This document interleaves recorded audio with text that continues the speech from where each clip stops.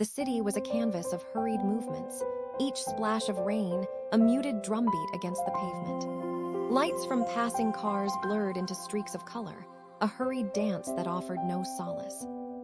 Most people kept their heads down, their collars pulled tight, their focus a narrow tunnel leading them home. But something held Eleanor's gaze. It was the crouched figure at the corner, a bundle of worn fabric against the relentless downpour. He wasn't actively begging, just huddled as if trying to disappear entirely. The wind whipped around him, chilling him to the bone, or so she imagined. Her own exhaustion was a heavy cloak, the end of a grueling 12-hour shift at the hospital. She was already late. The bus would be here any minute, and she craved the solitary warmth of her small apartment. Yet, her feet slowed, then stopped. It was just past midnight, the kind of cold that settled deep into your bones. The man shivered violently, his thin clothes offering no defense. A group of teenagers, louder and more boisterous than the rain, jostled past. They laughed, their voices sharp against the din. One of them nudged his friend, pointing a thumb towards the homeless man with a smirk. Eleanor felt a prickle of shame wash over her, not for the man, but for the ease with which others dismissed him. Her heart nudged her forward. It wasn't a grand gesture, not a thought-out plan. It was simply a response to a raw, human need. She fumbled in her bag for a moment, her fingers brushing against a familiar, slightly damp fabric, her umbrella. It was one of the sturdier ones she owned, a deep navy blue, a small shield against the sky's fury. A small shield, but it was all she had. She detached herself from the stream of indifferent commuters, her sensible hospital shoes making soft thuds on the wet sidewalk. The air crackled with an energy that had nothing to do with the storm. It felt like a moment suspended, a tiny eddy in the relentless flow of the city. The cacophony of traffic and hurried footsteps seemed to recede, leaving only the sound of the rain and her own quickening breath. She approached the man gently, not wanting to startle him. He looked up, his eyes dark and hollow, blinking slowly as if unsure if he was seeing a mirage or a threat. His face was etched with a weariness that went beyond physical exhaustion. It was the deep, soul-crushing fatigue of invisibility. The rain plastered thin strands of gray hair to his forehead. Eleanor held out the umbrella. "Here," she said, her voice softer than she intended. "It's pouring, you should try to stay dry." She offered it to him, her own arms now exposed to the biting spray. She didn't expect much, maybe a nod, a mumbled thanks. But the look in his eyes shifted, a flicker of surprise in the vast emptiness. He hesitated for a fraction of a second, his gnarled fingers not reaching out immediately. It was as if he couldn't comprehend such a simple act of grace directed his way. The teenagers who had passed by earlier were now glancing back, their laughter replaced by curious stares and knowing whispers. Their judgment hung in the air, a palpable force. And real quick, make sure to subscribe and hit the notification bell for more stories just like this. Now let's keep going. The cold seeped into Eleanor's bones the moment her hands were free of the umbrella. Each drop of rain felt like a tiny ice shard on her skin. Her hair, which she'd carefully managed to keep neat for her commute, was already clinging in damp tendrils to her face. Her uniform, thin and designed for sterile hospital corridors, offered little protection against the elements tonight. She was starting to feel the chill deep within. Her shift had been particularly brutal, one of those nights where every alarm seemed to blare simultaneously, where every patient needed something, and sleep felt like a distant, impossible luxury. She'd been running on caffeine and sheer willpower for hours. The bus stop was still a block away, a vulnerable walk in this deluge. The group of teenagers continued to watch, their faces a mix of amusement and disdain. One of them, a boy with bright pink streaks in his hair, nudged his friend again. "Look at her, giving away her only umbrella," he sneered, loud enough for Eleanor to hear. His voice dripped with an exaggerated pity that was more insult than empathy. Another one chimed in, "Probably thinks she's so good, like a saint or something." Their words were small stones, meant to sting to shame. They were the casual cruelties that seemed to thrive in the anonymity of the city, especially on nights like this. Aliner's cheeks flushed, not with embarrassment for herself, but with the familiar sting of being judged for doing something decent. She remembered her mother's words. "Don't let the world harden you, Aliner. It's cheaper to be kind than to be bitter." Her mother had always been a beacon of quiet strength, facing her own hardships with an unwavering grace. It was a lesson Aliner carried with her, a compass in the often harsh terrain of her profession. She resisted the urge to pull her thin cardigan tighter, to hunch her shoulders and disappear. Instead, she met the teenager's eyes for a brief moment, a subtle acknowledgement that she heard them, but their words held no power over her decision. They saw a foolish girl, wasting what little she had. They didn't see the quiet certainty that settled in her chest, a warmth that defied the rain. The homeless man held the umbrella with a strange reverence. He angled it, creating a small, dry sanctuary for himself. He hadn't said a word, but as Aliner brushed past, she saw his eyes meet hers for a fleeting second. It was a look that held 100 unspoken stories, a flicker of something that went beyond gratitude. It was a recognition. She continued her walk to the bus stop, the rain now falling directly on her. It was colder now, the dampness clinging to her uniform, her skin. The tiredness hit her in waves, heavier than before. She pulled her collar up, but it did little to ward off the chill. She wondered if she'd been a bit foolish. After all, she'd have to get home somehow. Yet, as she waited for the bus, shivering slightly, a different feeling began to emerge. It wasn't regret. It was a quiet sense of rightness, a gentle hum beneath the discomfort. The teenager's mockery faded, their judgment like whispers lost in the storm. She had done what felt like the only thing to do, and that, she realized, was enough. The bus finally arrived, a warm, glowing beacon in the gloom. She climbed aboard, the damp chill clinging to her, but the inner warmth remaining. She took a seat by the window, watching the rain-streaked city lights blur past. It was just an umbrella, after all, a simple act. She had no idea how much that small, shared shelter would actually cost her, or how much it would ultimately give back. The man under the umbrella watched Aliner walk away.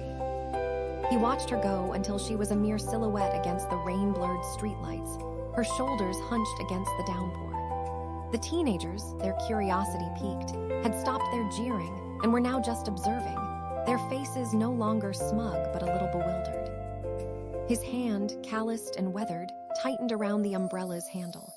It was a good umbrella, solid and well-made, but that wasn't what caught his attention. It was the woman herself. He had seen thousands of faces in his time on the streets, faces of indifference, of pity, of disgust, of fear. But hers was different. There was no hesitation in her offer, no performative kindness. It was a simple, direct impulse, a human responding to another human's need. Her exhaustion was evident, etched in the slump of her shoulders, the faint shadows beneath her eyes. She had clearly just finished a demanding shift, a fact he, with his years of observing the subtle exhaustion of the world, recognized immediately. He saw the flicker of discomfort when the teenager spoke, the brief tightening of her jaw. But he also saw the quiet resolve that followed, the refusal to be diminished by their small-mindedness. It was this inner strength, this refusal to let external cruelty dictate her actions, that struck him most profoundly. It was a dignity that radiated from her, a silent testament to her character. He had been watching the street for a long time, not just for shelter or food, but for something more elusive, a glimpse of genuine goodness. He'd seen it, of course, in fleeting moments, in quiet corners. But tonight, it was presented to him so directly, so unexpectedly. This woman, in her nurse's uniform, carrying the weariness of her profession, offered him a piece of her comfort, a shield against the storm. He lifted the umbrella slightly, creating a wider arc of dryness. He wished he could offer her something in return, something more substantial than a silent acknowledgement of her grace. But all he had were these weathered hands and a worn-out existence. He watched her board the bus, the warmth of the vehicle a stark contrast to the world she was leaving behind for him. He stayed there for a while longer, the rain now creating a gentle drumming on the umbrella's taut fabric. The intersection, moments before a scene of hurried anonymity, felt different. It felt like a stage on which a quiet drama had unfolded, a drama of compassion. The scorn of the teenagers, the indifference of the passers-by, all of it faded into the background. He traced the elegant curve of the umbrella's handle with his thumb. It was a simple object, but in this moment, it felt like a beacon. It was a tangible representation of the kindness he had just witnessed. He closed his eyes for a moment, letting the cool rain on his exposed face wash over him. It was a strange sensation, to be simultaneously cold from the rain and warmed by a human connection. He knew, with a certainty that had been dormant for years, that this was important. This was not just a random act of charity. It was a deliberate choice, a statement of character in the face of overwhelming indifference. He had been searching for certain qualities, searching for people who embodied them when no one was watching, when there was no reward. Her uniform was worn, her posture spoke of fatigue, but her heart was open. He could see it. He could see the empathy that drove her to do what she did, even when it inconvenienced her, even when it drew mockery. He finally understood why he had been waiting. He had been waiting to see if the flame of human kindness still burned brightly in the city's storm. And tonight, he had found his answer, held within the arc of a navy blue umbrella. He started to walk then, the umbrella a steady presence above him. He wasn't just walking away from the corner. He was walking towards a decision that had been building for a very long time. The rain continued to fall, but it felt less like an assault and more like a cleansing. And he carried with him not just an umbrella, but a renewed sense of purpose and a face etched in his memory. Elinor sank into the bus seat, the wet fabric clinging uncomfortably to her uniform. The warmth of the bus was a welcome change, but the cold had a stubborn way of settling into the bones, a chilling reminder of her exposure. She watched the city lights blur outside the streaked window, each one a distant, indifferent star. The teenager's jeers echoed in her mind, a faint but persistent hum. Like a saint or something, their words replayed, sharp and dismissive. She knew they meant it as an insult, a way to belittle her, to make her feel foolish. But as the immediate sting faded, something shifted. She thought about her mother's quiet resilience, her ability to find dignity even in the smallest of circumstances. Her mother had always said that true wealth wasn't measured in dollars, but in character. She taught Elinor that compassion was a currency that never depreciated, a gift that enriched both the giver and the receiver. It was a hard lesson to learn when the world often rewarded cynicism and self-interest. She pictured the man's face again, the hollow eyes that had met hers. There had been a depth there, a history she couldn't begin to imagine. It wasn't the face of someone who deserved to be left out in the cold, subject to the casual cruelty of strangers. The umbrella was small, inadequate really, against the vastness of his struggle. But it was a gesture. The teenager's mockery felt like a barrier, an attempt to shame her out of empathy. They saw her discomfort, her slight shiver, and interpreted it as weakness, as a sign that she had made a mistake. They wanted her to feel the sting of their judgment, to regret her act of kindness. But in that moment, looking out at the rain-swept city, she felt a profound sense of peace. It was the peace that came from knowing you had acted in accordance with your deepest values, regardless of external validation or consequences. The world might mock her, might call her naive or foolish, but she knew, in the quiet space of her own heart, that she had done the right thing. It was a small victory, one not against the teenagers, but against the cynicism that threatened to engulf her. She thought about her job, the constant exposure to human suffering, the emotional toll of caring for others. There were days when it felt overwhelming, days when she questioned her path. But then there were moments like this, small, unexpected exchanges that reaffirmed her commitment. They were tiny lamps in a sometimes dark world. The bus pulled to a stop, and passengers shuffled off, their faces a mix of weariness and anticipation of home. Elinor remained by the window, contemplating the fading lights.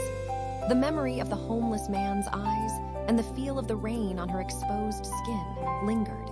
It was a stark contrast. The cold she felt physically and the warmth that had settled within her. She knew that her act had drawn attention, not just from the teenagers, but from others who might have seen. And she knew that not everyone would understand. Some would see a waste, a foolish act of charity. But she also knew that the man under the umbrella had seen something else. He had seen a flicker of humanity, a defiance of the storm, a kindness that asked for nothing in return. That was the power of it, she realized. It wasn't about the umbrella itself. It was about the choice to offer it. It was about the quiet refusal to let the mockery of others extinguish the inherent good within. And as she finally stood to exit the bus, a sense of quiet strength settled within her. The rain might be cold, but the flame of compassion, once kindled, burned brighter than any storm. The next few days passed in a blur of hospital routines. The incident with the homeless man and the teenagers felt like a dream, a brief interruption in the relentless rhythm of her life. Alina found herself glancing at the corner where she'd encountered him, a quiet curiosity stirring within her, but the man was no longer there. The city, in its ceaseless churn, had absorbed him, and her brief moment of connection seemed to have vanished with him. She returned to her usual shifts, the demanding pace of the hospital a constant companion. There were emergencies, recoveries, moments of profound sadness and unexpected joy. She poured herself into her work, finding solace in the tangible acts of care. Yet, a subtle shift had occurred within her, a heightened awareness of the quiet dramas unfolding around her, the invisible struggles people carried. One afternoon, her supervisor, Mrs. Davison, called her into her office. Mrs. Davison was a woman of efficiency and order, her office a shrine to organized paperwork and muted professionalism. She sat behind her large, polished desk, her expression a carefully neutral mask. Alina's stomach tightened. She couldn't recall any recent missteps that would warrant this summons. "Alina, Mrs. Davison began, her voice crisp and devoid of warmth. "We've received a complaint." The words hung in the air, heavy and unexpected. A complaint? Alina's mind raced, sifting through the faces of patients, their families, colleagues. Had she missed something? Said something wrong? "It's regarding your conduct last week," Mrs. Davison continued, tapping a file on her desk. "Specifically, an incident outside the hospital premises."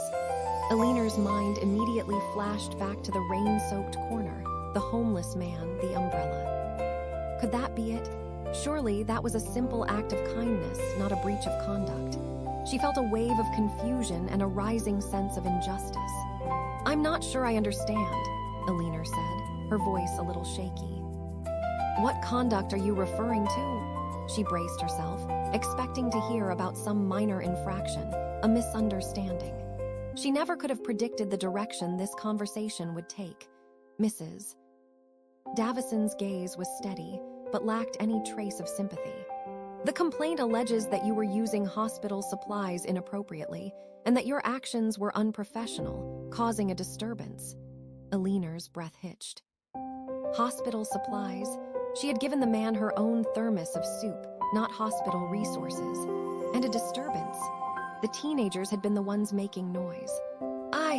I gave a homeless man my own umbrella and my personal thermos," Alina explained, her voice gaining a little strength. "I was on my way home from my shift. There was no hospital property involved." She tried to keep her voice even, to present the facts clearly. But the accusation felt like a cold hand gripping her heart. Mrs. Davison's expression didn't soften. "The complaint was filed by a concerned citizen who witnessed the incident and reported it. We have a reputation to uphold, Alina. We cannot condone any behavior that could be perceived as unprofessional or wasteful. As a result, we are placing you on administrative leave, pending a full investigation." The words struck Alina like a physical blow. Administrative leave. It meant she was suspended. Her job, the career she had dedicated herself to, the place where she felt she made a difference, was suddenly in jeopardy because of a moment of compassion. The silence in the office stretched, filled only by the ticking of a clock on the wall, each beat louder than the last. The absence of her familiar routine, her sense of purpose, began to loom larger than any rainstorm. The sterile white walls of Mrs. Davison's office seemed to close in on Alina. Administrative leave. The words echoed in her mind, disjointed and surreal. She, a nurse who dedicated her life to caring for others, was being suspended for a moment of empathy. It felt like a cruel twist of fate, a punishment for a crime she hadn't committed. She tried to retrace her steps, to recall every detail of that night. The cold rain, the shivering man, the amused teenagers, her own exhaustion. She had a thermos, yes, a sturdy, well-loved one that she used for her long shifts. She had filled it with her own homemade soup, a comfort food she often packed. And her umbrella, a sturdy navy blue one she'd bought at a department store. Nothing about it was hospital property. But the complaint, Alina stammered, her voice barely a whisper. Who filed it, and how could they claim I was using hospital supplies? The accusation felt like a phantom limb, pain from something that wasn't there. It was a fabrication, a twisted version of the truth. Mrs. Davison's response was dismissive. The complainant wished to remain anonymous. We must take all complaints seriously, Alina. It's part of our procedure. The investigation will determine the facts. The anonymity of it all felt cowardly, a venomous whisper in the dark. Alina's mind churned. Anonymous complaints were often the result of personal grudges or misunderstandings. She thought of the teenagers. Could one of them or someone they knew have made a false report? It seemed outlandish, but the alternative, that someone had deliberately misrepresented her actions, was far more unsettling. She felt a knot of anxiety tightening in her chest. This wasn't just about her job, it was about her integrity. She had always strived to be honest, to act with a sense of rightness. To be accused of unprofessionalism, of misusing resources, felt like a betrayal of her own core values. The silence in the office became oppressive. She looked at Mrs. Davison, searching for any sign of doubt, of belief in her. But there was none, only protocols and procedures. The system, designed to ensure standards, felt like it was crushing her. I understand there are procedures, Alina said, choosing her words carefully. But I am telling you the truth. I used my own belongings, my thermos, my umbrella.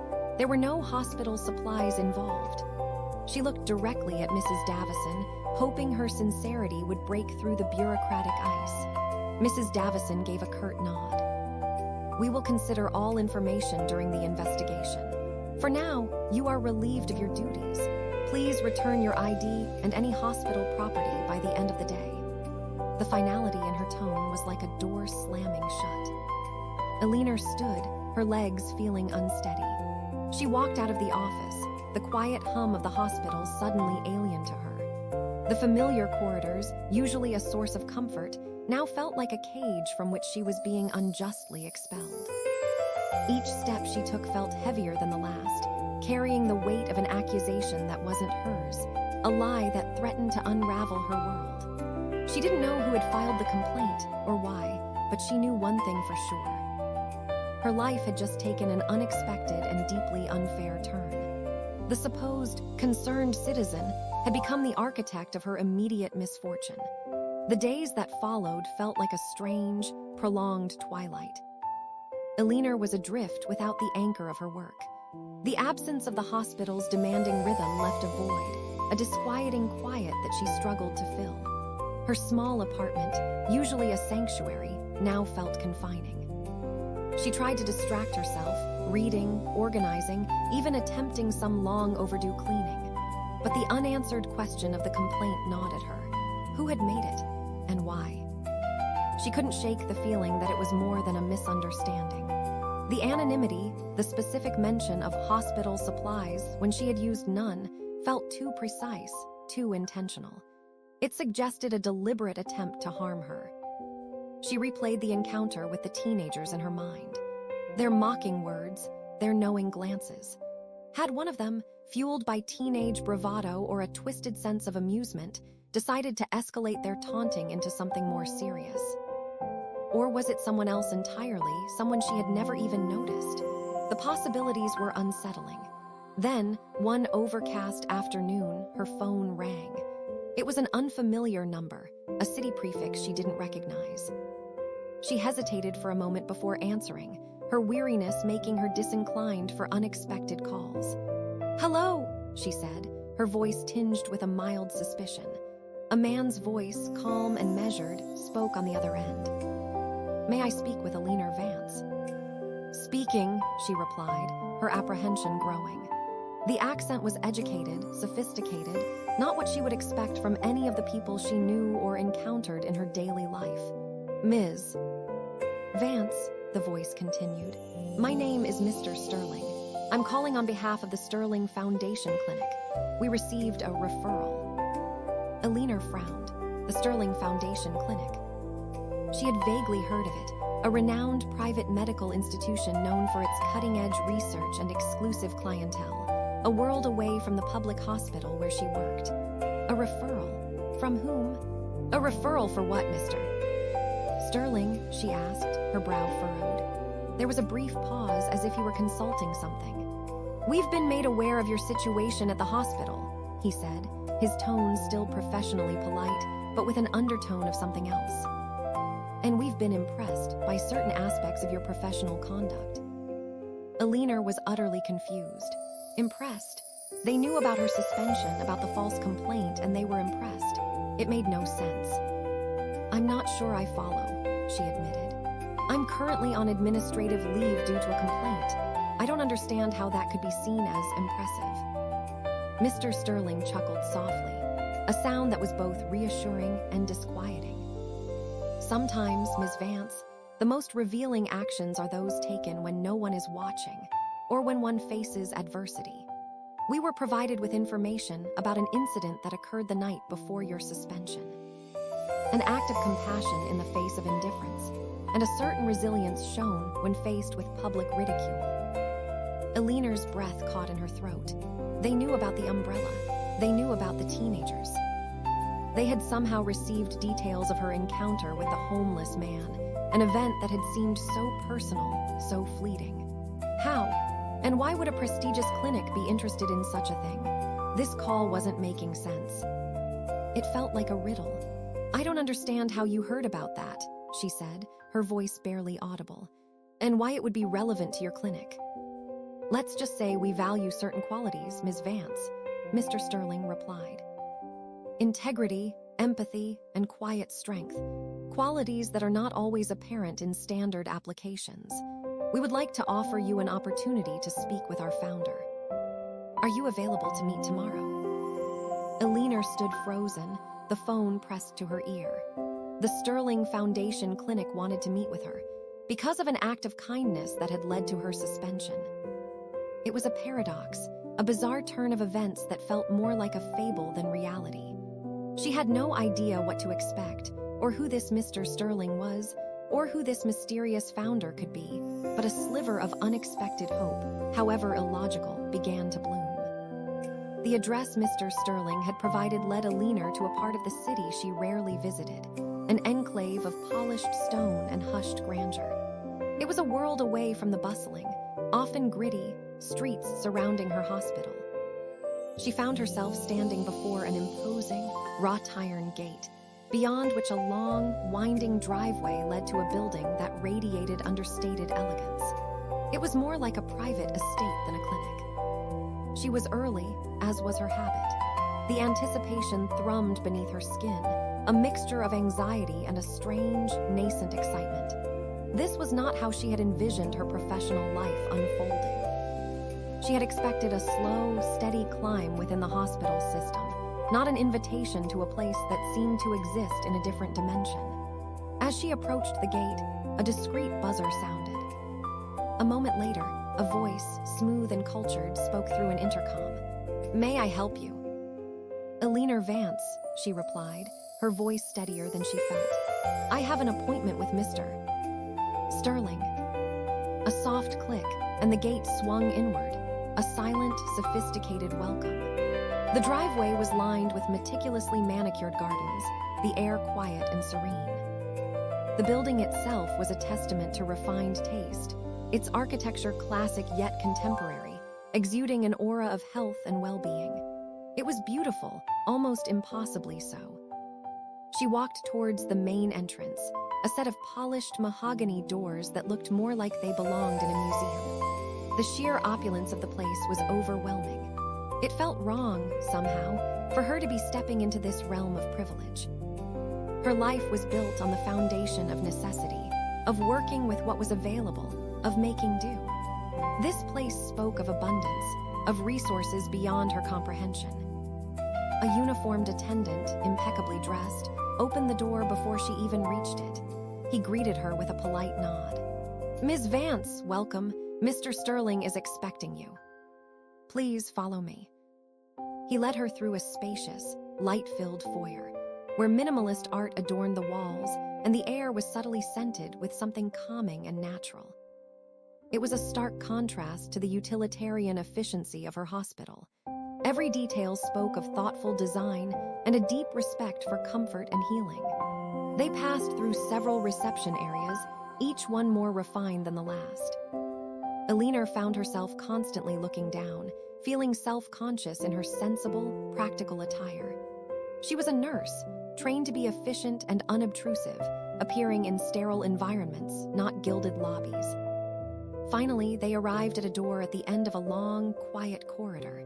It was a simple, unadorned wooden door, but it felt significant, like the threshold to something important. The attendant paused. "This is where I must leave you, Ms. Vance. Please go right in. Mr. Sterling will be with you shortly." Elena took a deep breath. This was it, the moment of truth. She pushed the door open and stepped inside. The room was not large, but it was exquisitely appointed, with comfortable seating, soft lighting, and a panoramic view of the gardens. It was here, in this sanctuary of calm, that she was to be interviewed. And then she saw him. A man not much older than herself, dressed in casual but obviously expensive clothing, was standing by the window, looking out at the meticulously kept grounds. He turned as she entered, a gentle, intelligent smile on his face. He was clean-shaven now, his appearance neat and composed, utterly unlike the man she had met on the street. He extended a hand. "Ms. Vance, it's a pleasure to finally meet you properly. I am Arthur Sterling." The name clicked. Arthur Sterling, the founder, the man whose name graced this entire magnificent establishment. The man who had once been huddled on a street corner, shivering in the rain. The recognition hit her with the force of a silent explosion, and she realized with dawning shock that the elegant door she had just walked through was meant for her. But the extraordinary person she was about to meet was someone else entirely, someone she had already encountered in her deepest hour of doubt. Arthur Sterling's smile was genuine, warm, and disarmingly open. He moved with an easy grace, a person comfortable in his own skin and in his surroundings. He wasn't the imposing figure she might have imagined for the founder of such a prestigious clinic. He was simply a man, though one who radiated a quiet authority and keen intelligence. Elena felt a tremor of disbelief run through her. She looked at him, trying to reconcile the image of the disheveled man with the umbrella with the polished individual standing before her. There were subtle cues, a particular set to his jaw, a depth in his eyes that felt familiar. But the transformation was so profound, it was like seeing a ghost brought back to life. "Mr. Sterling," Elena managed, her voice a little breathless. She took his offered hand, her own feeling rough and unsteady in comparison. His grip was firm but gentle. "Thank you for seeing me. I'm still not entirely sure why I'm here." He released her hand and gestured towards a seating area. "Please, have a seat. And the reason you're here, Ms. Vance, is because of your umbrella." Elena blinked. Her umbrella. The one she had given away in the pouring rain? "My umbrella," she repeated, incredulous. Arthur Sterling sat down opposite her, his gaze steady and thoughtful. "Yes, your umbrella," he confirmed. "And the soup from your thermos." And the rather amusing commentary from those young people. He smiled faintly, a shared secret passing between them. "I've been observing you for some time, Ms. Vance, though not in the way you might imagine. Not as a potential patient or a colleague, but as a point of reference." He was watching her, truly watching her, with an intensity that was both unnerving and utterly compelling. It was the same look she had seen that night, a look that felt as though he was seeing something fundamental about her, something she herself might not even fully grasp. "I don't understand," Alina said, shaking her head slightly. "Are you saying you were the man that night?" Arthur Sterling nodded slowly. "I was, and I was deliberately seeking out that brief moment of connection, that test of character. I wanted to see what a person would do when they were tired, when they were inconvenienced, when they drew the scorn of others, yet still chose to give." He leaned forward slightly, his expression earnest. "For a long time, I've been looking for the right people to build this clinic. Not just doctors and nurses with exceptional skills, though those are vital, but people with a deep, innate sense of compassion. People who understand that true healing goes beyond physical ailments. People who can extend kindness even when it costs them something, even when they have very little to spare themselves." He paused, letting his words sink in. Alina was struggling to process it all. The homeless man, the foundation founder, the teenager's insults, her suspension.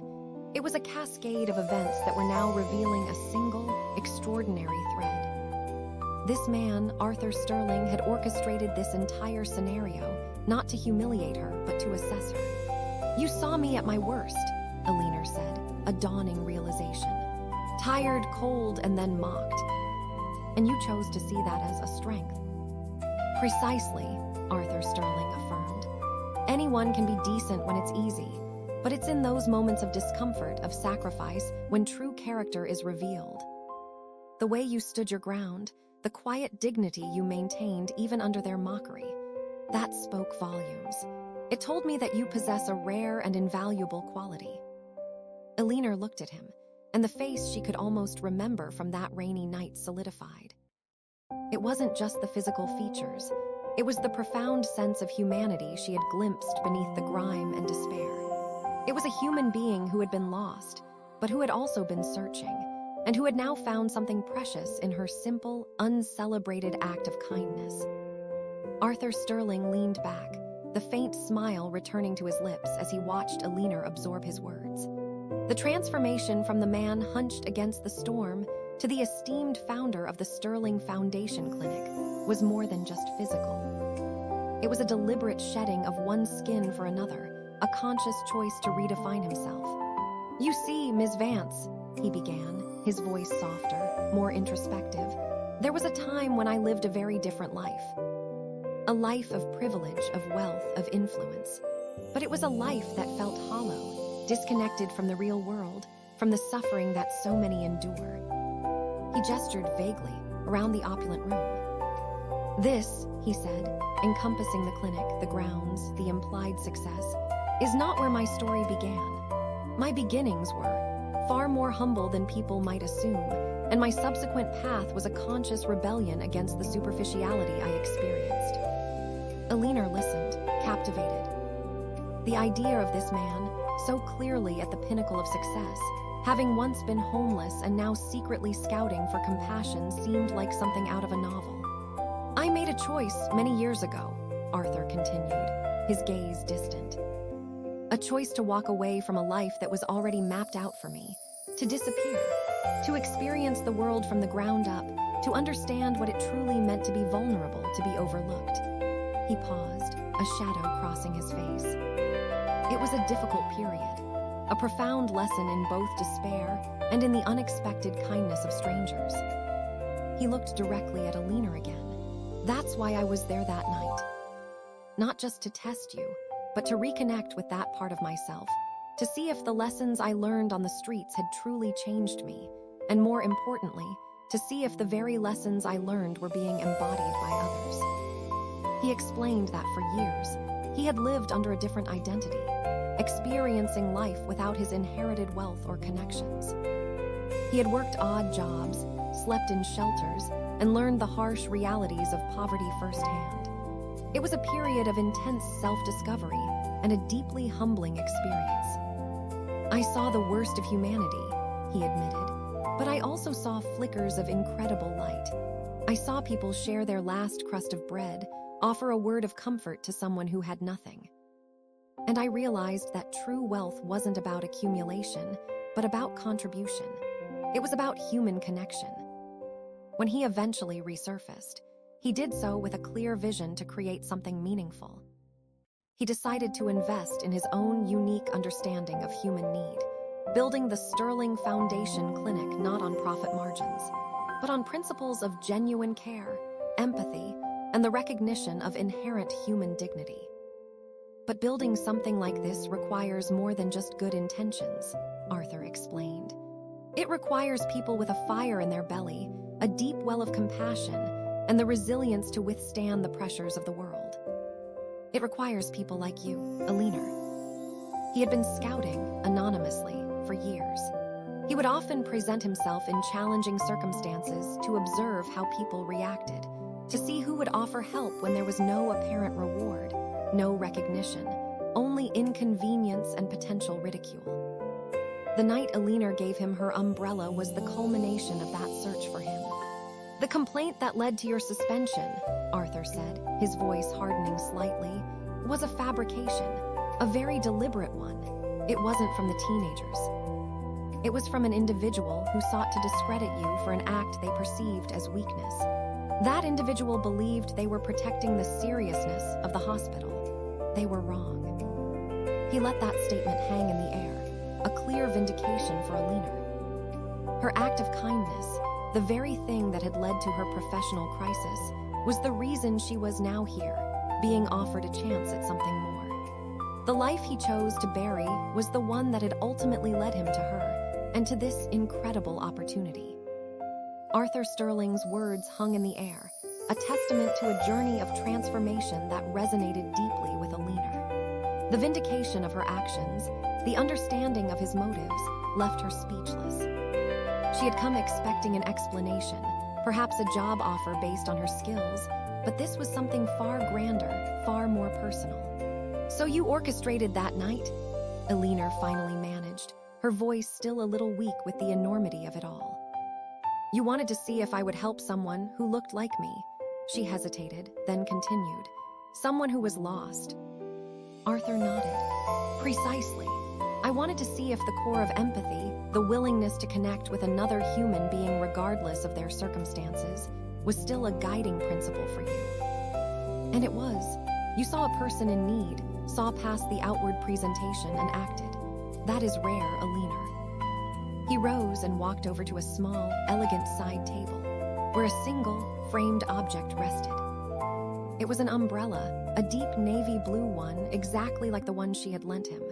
It was displayed under soft lighting, almost like a piece of art. "This," he said, his voice tinged with emotion, "is the umbrella you gave me that night. It's been cleaned and preserved. It represents more than just protection from the rain. It represents a moment of profound human connection, a seed of hope planted in a storm." He turned back to her, his expression serious. "I want to offer you a position at the Sterling Foundation Clinic. A significant position with considerable responsibility and a salary commensurate with your skills and your potential.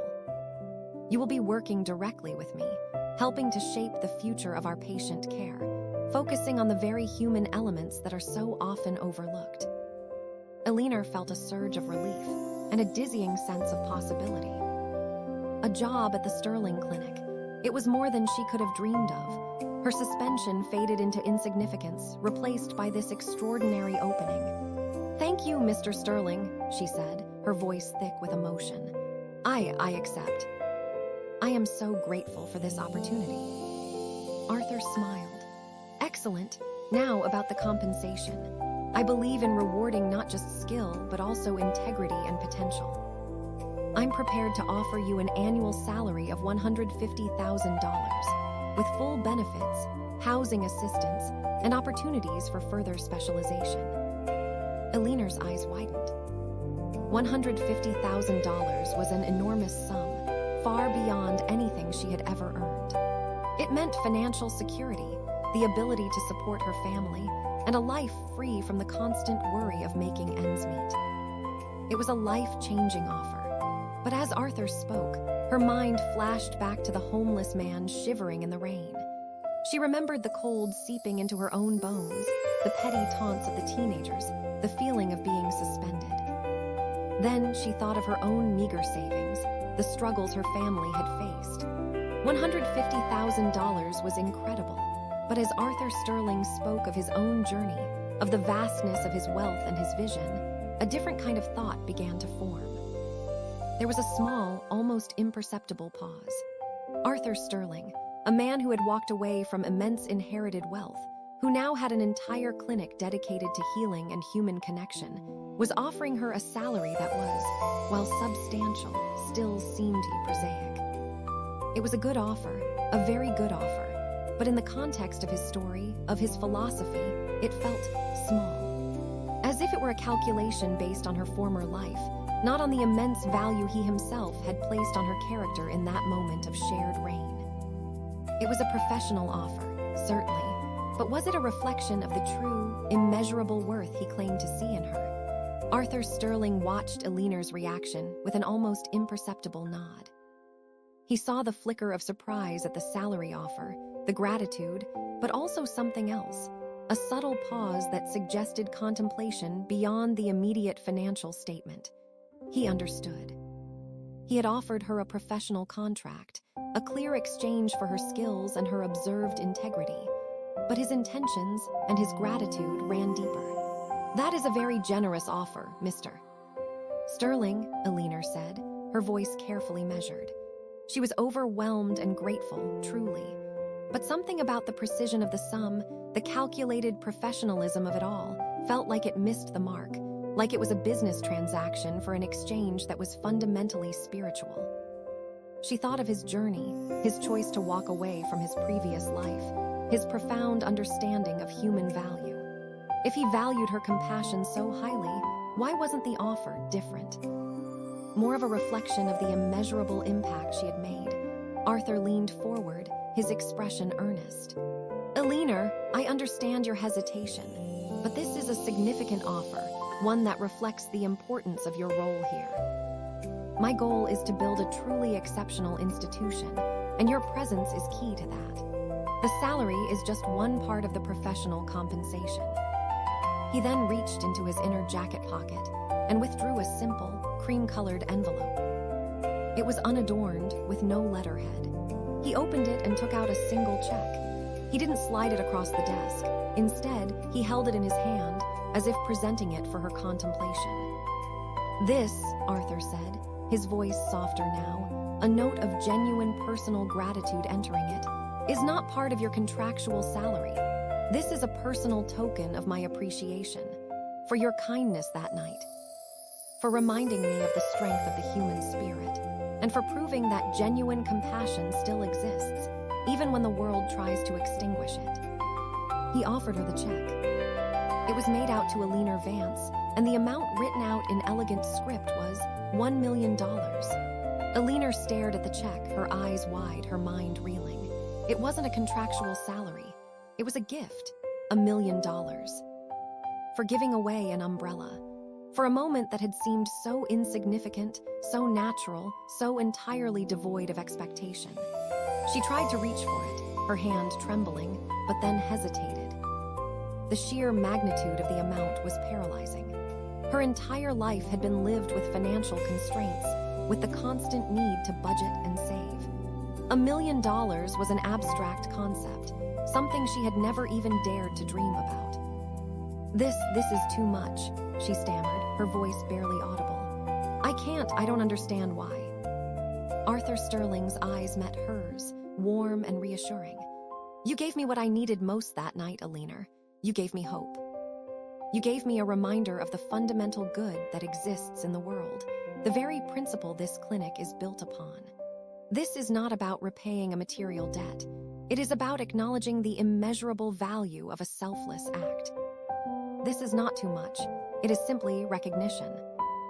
He placed the check gently on the table between them. "You don't have to touch it or accept it if you don't feel right about it. But I want you to know that this is from my heart to yours. And when you think about the umbrella, when you think about that night, I want you to remember that the smallest gestures of kindness can create the largest ripples." This is one of those ripples. Elinor looked at the check, then at Arthur, then back at the check. Her mind was a whirlwind of disbelief, gratitude, and a profound confusion. It was a sum that could erase all her worries, secure her family's future, and offer a level of freedom she had only glimpsed in dreams. But the weight of it, the sheer unexpectedness, made it feel almost unreal, a phantom sum that she couldn't quite grasp or hold. The news, as it often does, traveled faster than any official announcement. While Elinor was still processing the surreal reality of Arthur Sterling's offer and the impossible check, whispers began to circulate. The very people who had scoffed at her that rainy night, the teenagers, their judgmental stares now faded memories, were the first to catch wind of her extraordinary fortune. Word of the job offer at the prestigious Sterling Foundation Clinic, and specifically the staggering personal gift Arthur Sterling had bestowed upon her, spread through the local community like wildfire. Suddenly, Elinor, the tired nurse who had given away her umbrella, was the subject of hushed conversations and wide-eyed speculation. She found herself being recognized more often, not just by faces from her hospital, but by people she had never met, individuals who seemed to know her story, or at least a version of it. When she ventured out for groceries, or even just a quiet walk, she felt the weight of glances upon her. They were no longer glances of indifference or disdain, but of awe, curiosity, and perhaps a touch of envy. The teenagers who had mocked her were particularly conspicuous. She saw them one afternoon, loitering near their usual corner, their expressions no longer smug, but a mixture of disbelief and a grudging respect. They pointed in her direction, their hushed tones carrying on the wind. "That's her," one of them muttered, his voice barely audible. "The nurse. She gave him her umbrella, and now he's rich." Their mockery had been loud and public, a clear indictment of her perceived foolishness. But now, their whispers were a testament to her vindication. They couldn't comprehend how an act of seemingly insignificant kindness could lead to such a monumental reward. Their sneers had been replaced by a bewildered respect, a dawning understanding that there were forces at play, values upheld, that they had previously dismissed. Elinor noticed the subtle shifts in attitude from people she encountered. Colleagues from her previous hospital, who had either remained neutral or subtly sided with the anonymous accuser, now approached her with an awkward deference. Some offered congratulations, their words laced with a carefully constructed obliviousness to the circumstances that had led to her initial predicament. Others simply stared, their expressions a mixture of surprise and unspoken questions. She saw her supervisor, Mrs. Davison, at a local market. Mrs. Davison averted her gaze, her face a picture of polite avoidance, a clear sign that the narrative had shifted seismically. The woman who had suspended her based on a false complaint was now confronted by the overwhelming evidence of Elinor's exceptional character and the profound recognition it had garnered. The tables had turned in a way that was both satisfying and a little unsettling. The whispers coalesced into a narrative of almost mythical proportions. The kind nurse, the anonymous benefactor, the hidden millionaire, the life-changing act. It transformed Elinor from an ordinary woman facing hardship into a symbol of hope and vindication. The very act that had made her feel vulnerable and ashamed had now elevated her, proving that her dignity, her integrity, had far greater value than any accusation. The mockery had dissolved, replaced by the soft, resonant hum of admiration, a chorus sung by those who had once judged her, now marveling at a story they could barely believe. Elinor's first few days at the Sterling Foundation Clinic were a whirlwind of orientation, introductions, and a deep dive into the clinic's philosophy.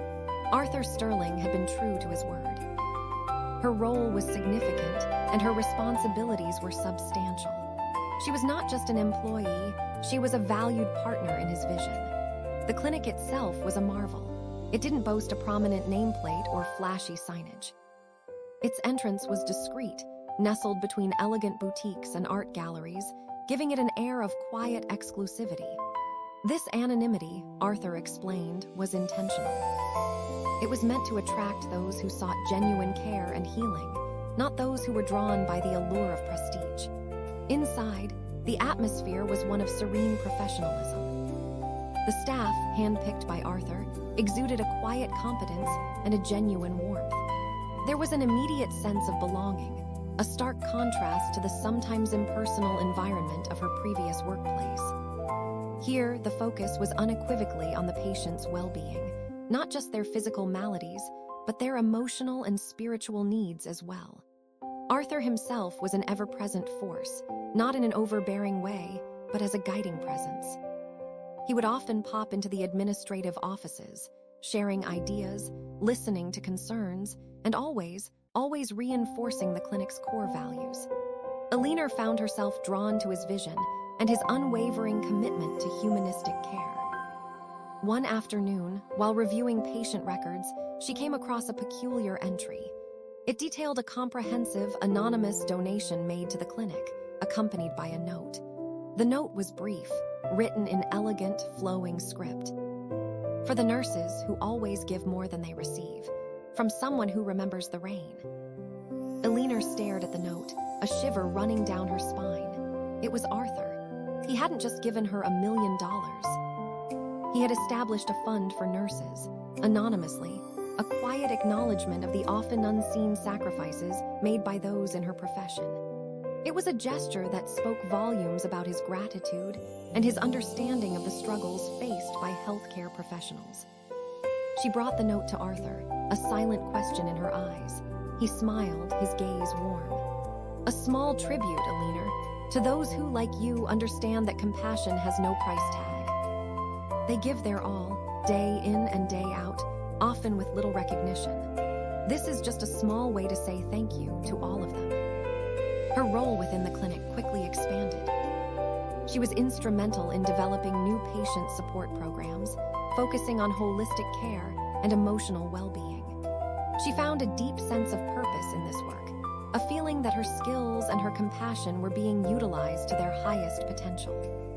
The chaos of her suspension and the false accusation seemed like a distant, faded memory, a necessary detour that had led her to this incredible destination. She had, in a way, become a shepherd of kindness, guided by Arthur's example of profound generosity. The clinic, with its quiet elegance and unwavering dedication to its principles, was a testament to the power of a single, unheralded act of compassion. It was a place where a navy blue umbrella had not just protected a man from the rain, but had ultimately helped to build a sanctuary of healing, a testament to the immeasurable value of goodness in a world that often overlooked it. The clinic itself, without a boastful nameplate, was the loudest declaration of all, a silent monument to the power of hidden generosity. The memory of that rainy night, once a source of confusion and discomfort, had transformed into something sacred. It was a touchstone, a reminder of the extraordinary chain of events that had brought Alina to this moment. And now, it was to be immortalized. Arthur Sterling had commissioned a special display for the clinic's main reception area. It wasn't a piece of art or a scientific award. It was a simple, elegant frame housing the meticulously cleaned navy blue umbrella. Beneath it, a small, discreet plaque read, "The gift of compassion." The umbrella that changed 2 lives. Alina was present for its unveiling. The clinic staff gathered, their faces reflecting a quiet understanding of the story behind the symbol.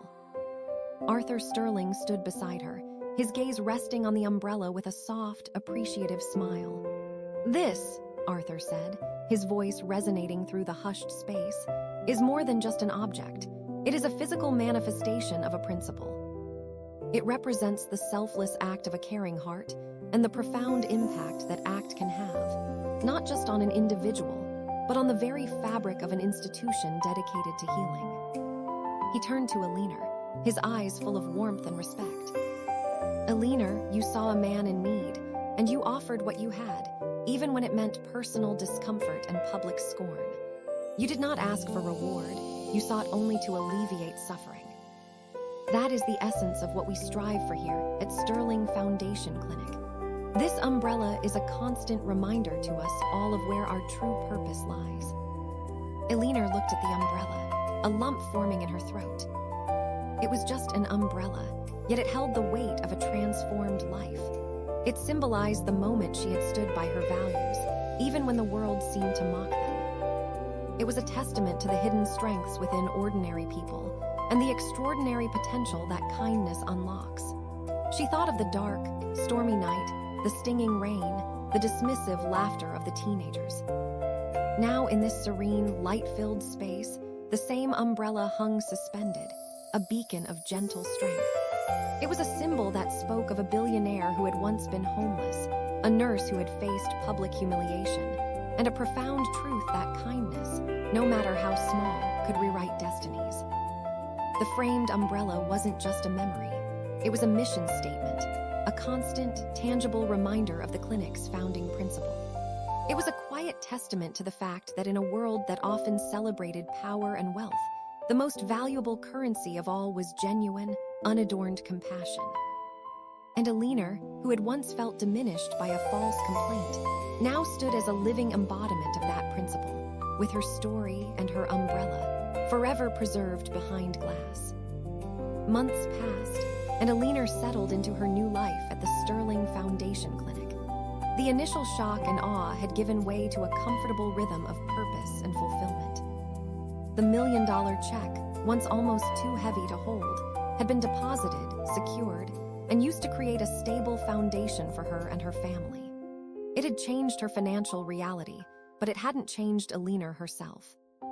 She remained grounded, her empathy and dedication to patient care as strong as ever. One crisp autumn afternoon, while organizing some archived documents in her office, Alina stumbled upon a forgotten file.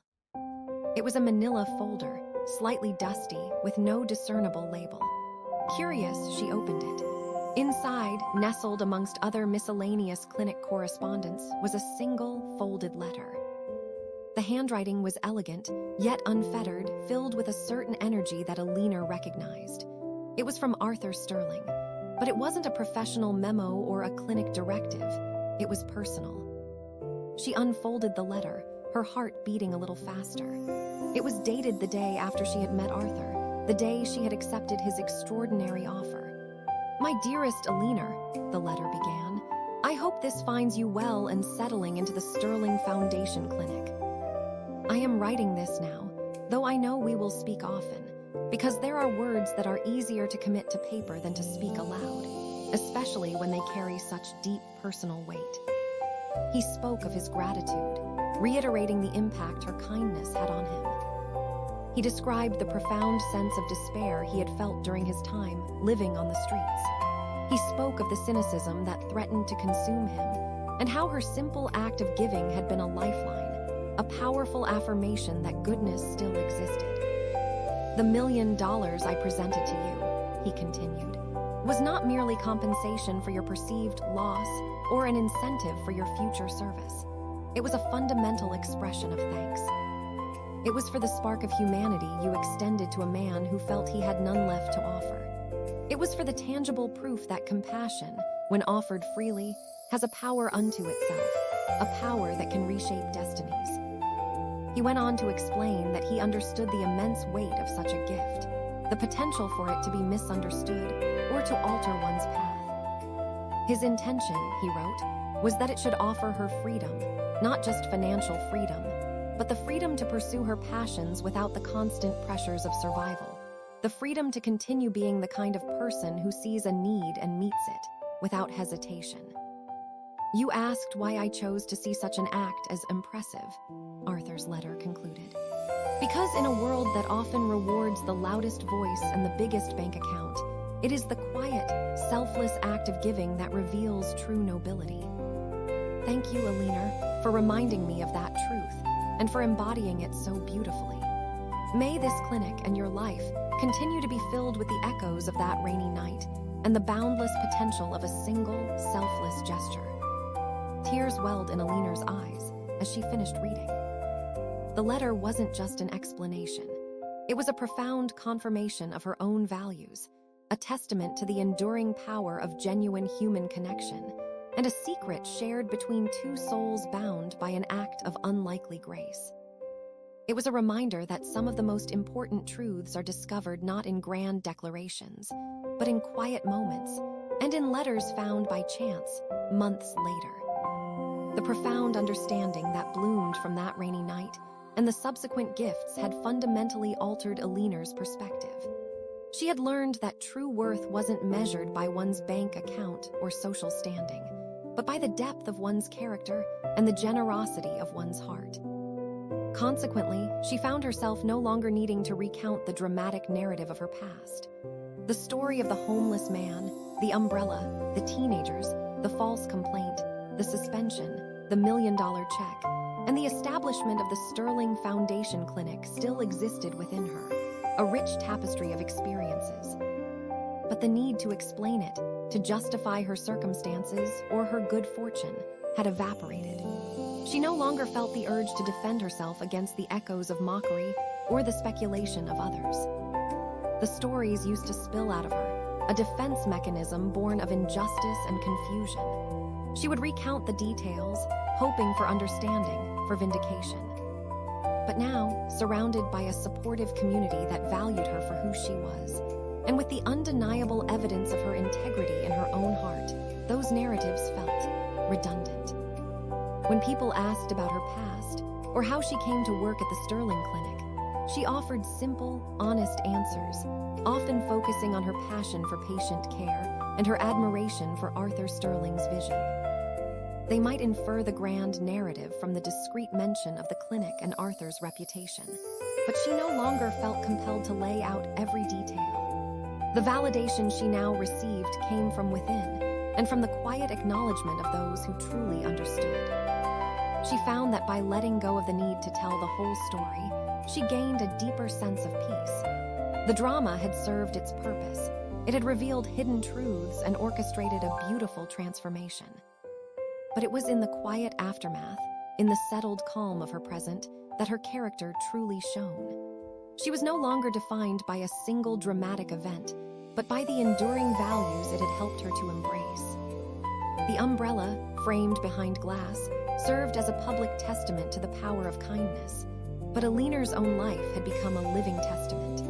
She walked through the world with a quiet confidence, a deep well of empathy, and an understanding that the most meaningful stories were not always the loudest, but the ones that quietly reshaped lives. She was no longer the nurse who had a dramatic story. She was the compassionate professional who lived a life of purpose, a life built on the foundation of a single, unheralded act of kindness, a life that no longer needed to be explained, only lived. The Sterling Foundation Clinic hummed with its usual, serene energy. It was late afternoon, the light filtering through the vast windows casting long, golden shadows across the polished floors. Alina was overseeing a new initiative, a community outreach program for underserved families, her focus sharp and her movements efficient. As she moved through one of the sunlit corridors, her gaze fell upon the framed umbrella. It stood, silent and elegant, an enduring symbol of a pivotal moment. It had been months since its unveiling, yet its presence still commanded a quiet reverence, a constant reminder of the clinic's genesis. Suddenly, a figure emerged from the reception area, moving with a familiar, thoughtful pace. It was Arthur Sterling. He approached Alina, a slight smile playing on his lips. He wasn't carrying any documents, nor was he making a pronouncement. He was simply there, a silent observer who often appreciated the quiet unfolding of his vision. "Alina," he said, his voice carrying a note of genuine contentment. "The outreach program is already showing wonderful results. Your dedication is truly remarkable." "Thank you, Arthur," she replied, her own smile genuine. "It's incredibly rewarding to see it come to fruition. This clinic, it's more than I ever imagined." He nodded, his gaze drifting towards the framed umbrella. "It is, isn't it? A tangible manifestation of a simple truth. A truth that often gets lost in the noise of the world." They stood in companionable silence for a moment, the umbrella a silent third in their conversation. The storm that had brought them together was long past. The public spectacle, the whispers, the vindication, all of it had settled. There was no need for grand reenactments or dramatic pronouncements. The return was not marked by thunder, but by the quiet, steady rhythm of lives being lived with purpose and integrity. Arthur turned to Alina, his eyes reflecting a deep understanding. "You know," he said, his voice soft, "I often think about that night. The rain, the cold